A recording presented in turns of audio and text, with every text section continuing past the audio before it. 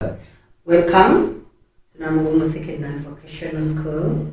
I'm by the names of Mary, history teacher, and I'm going to take you through the Hehe Rebellion. This is O level. It can either be covered in Senior 3 or Senior 4. Hehe Rebellion, which was fought in Southern Tanganyika. It was fought between 1891 to 1898. By the end of this lesson, a student should be able to tell us who the rebellion was against. Was it between the Africans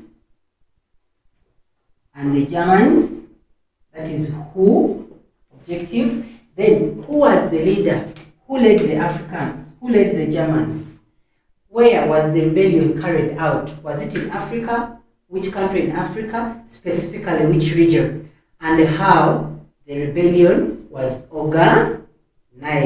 Meaning that today's lesson is going to basically look at the organization or the cause of the Hehe Rebellion. The Hehe Rebellion was a rebellion that was against the Germans and by the Africans fighting against the Germans, which was in Southern Tanganyika, presently known as Tanzania. It was the Africans were led by Chief Mukwawa. People always use the word Mukwawa, but they don't know the name or how it was derived to Mukwawa. Mukwawa had 3 names. That was Mukwamvinyika, Nyinga, and Mu Nyigumba, and he was the leader of the Hehe, whose name was shortcut as Mukwawa because he was known as a fighter, a leader who was aggressive, and they believed that it was only death that could defeat Mukwawa. He was born in 1855, and his father was known as Munyigumba, and that was also part of his name. And the father died in 1879. When Mukwawa's father died, Mukwawa was put as a tribe leader, just a tribe chief. That after a year in 1879, being a tribe chief, he believed that he was the rightful heir to lead the Hehe people in Southern Tanganyika. That's why our next point is telling us that he came to power in 1880 after a succession dispute that he was not satisfied in 1879 just being put as a tribe leader. So he went into fighting and successfully fought and was given the leadership of the Hehe after the dispute. His expansionist policy, Mukwawa was considered as an expansionist because he annexed the different lands or conquered different states. That's why he was called Mukwava. Though for us we cannot pronounce it, that's why we call it Mukwawa, which meant that he conquered different lands, or someone can call them counties, someone can call them states. So that's how his name was shortened. He was a prominent leader of the Hehe, and he tried to expand southwards from the south into the interior, and the British were also expanding because remember the Hehe Rebellion happened after the Abushiri Rebellion, that now the Germans had settled at the coast. So as the Germans were expanding to the interior, Mukwawa was also expanding to the interior since he was given the name Mukwava. So we are going to look at the cause of the Hehe Rebellion. How was this rebellion organized? How did they fight from 1891 to 1898? This was the longest rebellion in Southern Tanganyika. The only laughing rebellion in history because we call it the Hehe, and led by Mukwawa.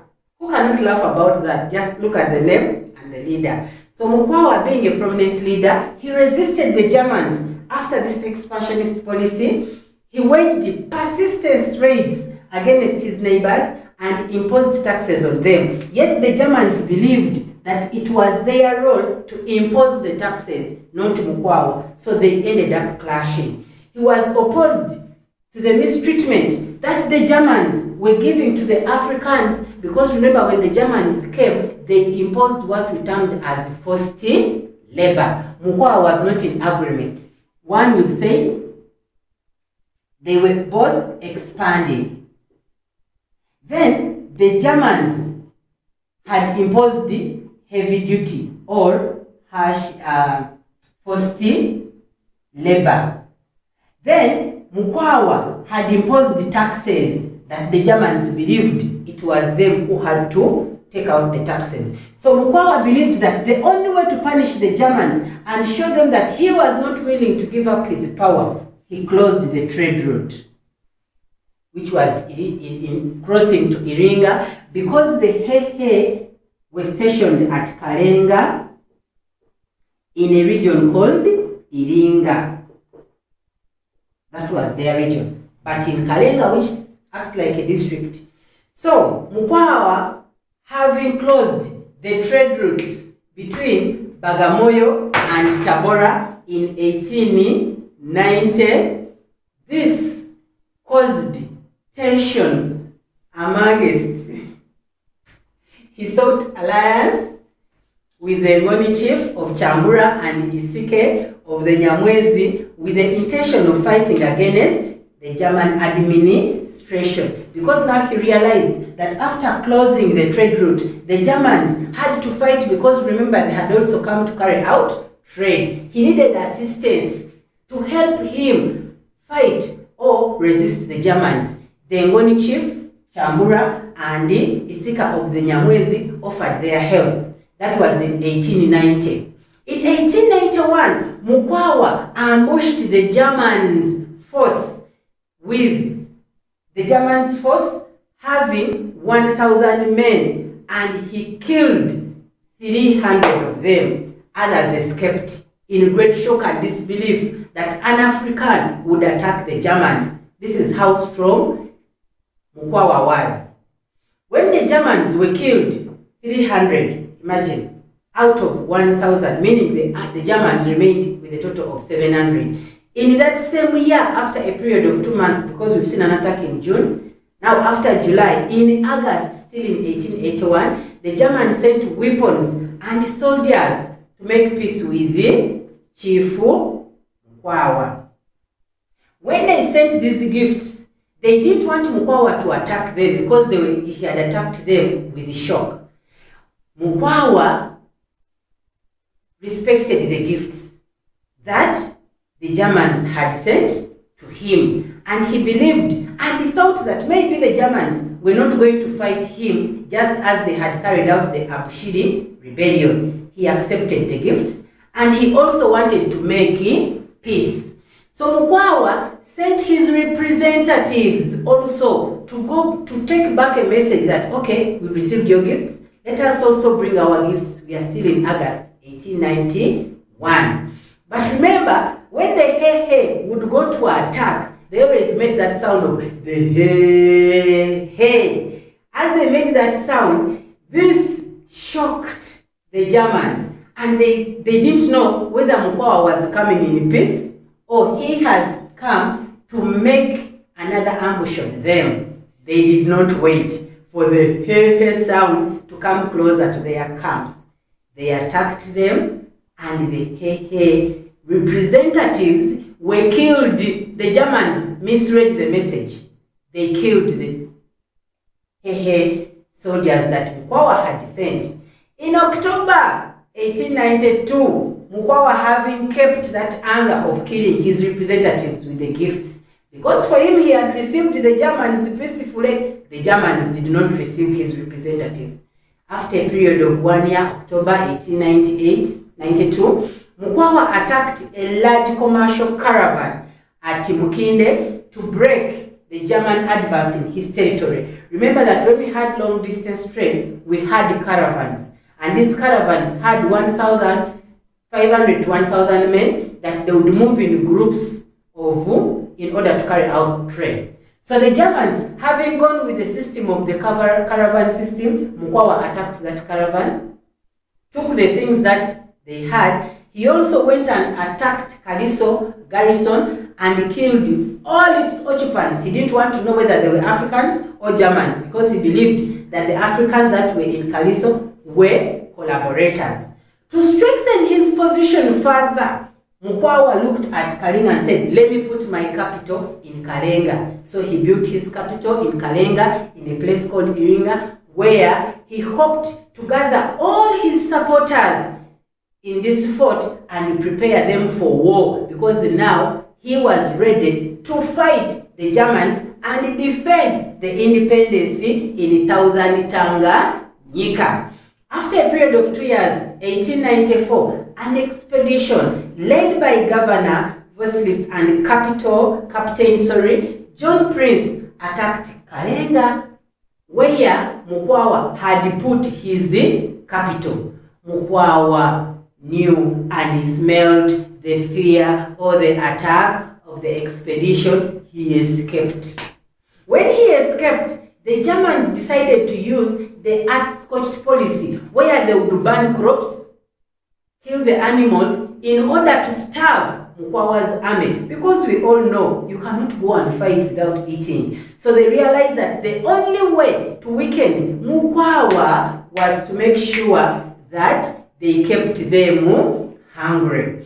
Mukwawa attempted to ambush the Germans in Imange on their return to the coast as they were coming back to the coast. But he failed, because now the Germans had known his tricks that you do not smell him coming. So he was always prepared. They also prepared themselves. Kalenga was occupied by the Germans, who later destroyed it. Remember, it was now Mukwawa's capital. After destroying, as you can see the picture there, the Hehe were engaged in a guerrilla war against the Germans. Now here we are having the real rebellion and the battle. They started fighting. The Germans attacked the Hehe again and burnt Fort Iringa, where Mukwawa had put his headquarters.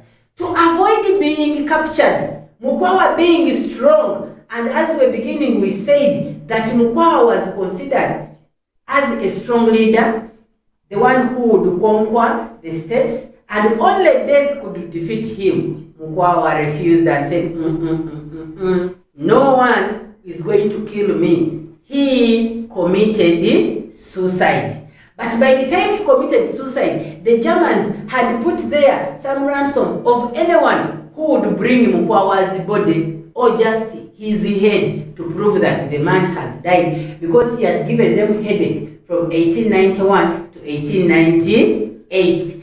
The Hehe, having realized that the strong man that they believed in, the strong man that they had put all their effort into, had killed himself. The Germans, to prove that Mukwawa had died, they cut off his head. However much they found him dead. So we now know that Mukwawa killed himself. He committed suicide. He was not killed by the Germans.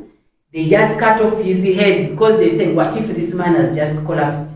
They cut off his head, and his head was sent to the German museum as a remembrance of the first African who had attacked the Germans, defeated them strongly, and tried to rebel them. After his head was cut off, most of the Hehe surrendered, because he was the one leading the army, and this led to the establishment of the German rule fully in Southern Tanganyika. After a period of many years, in 1955, Mukwawa's head was resent back after his grandson, Adam Sapi, asked for the grandfather's head. He was handed over the head by Governor Trimming in 1955 in Tanganyika, and his head was put next to his body where it had lied. And that's where we have a question which says, describe the cause of the Hehe Rebellion of 1890 to 1898. Sweet lesson. I believe now that when you asked who was the rebellion against, the rebellion was against the Germans. Who was the leader of the rebellion? It was led by Chief Mukwawa. And then the third question was saying, who were the rebellion? Where was the rebellion carried out? It was carried out in southern Tanganyika, where Mukwawa stationed himself in Kalenga and his headquarters were at Iringa. And how was the rebellion organized? We've seen that the rebellion was organized basically after Mukwawa attacking the Germans, and the Germans wanting to bring peace to Mukwawa. Mukwawa having wanted to take back the peace, the Germans were already threatened. They didn't know how tricky Mukwawa was. They killed his representatives. After killing him, that's when we saw the war sparkling out. Mukwawa using the hit and run method, and the Germans using the earth-scorched policy. Mukwawa, having refused the Germans to kill him, he took his own life. Thank you so much for being good viewers. I remain Nanyonga Mary, teacher of history, Namugongo Second Run Vocational School. Please remember to subscribe. NSVS Namugongo Second Run Vocation. NSVSnamugongo.com. Have a blessed day.